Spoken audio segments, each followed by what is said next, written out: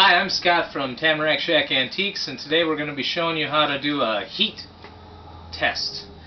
And basically what we're going to be doing is showing or testing to see if this bear claw on this belt buckle is real or if it's resin. And how we're going to do that is I've heated up a little piece of thin metal here. And we're going to take that, if I can get it.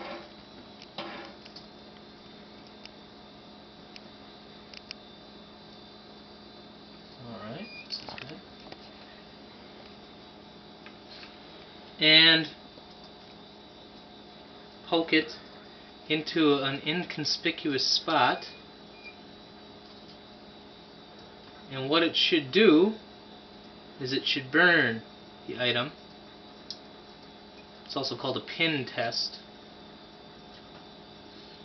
And you'll be able to smell whether or not it's resin, because it'll smell like plastic, or like a bear claw in this case, and it'll smell like burnt hair.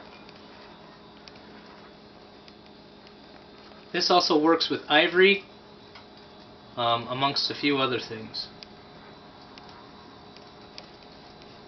Anyway, it is a real bear claw. Smells like burnt hair, and there you go.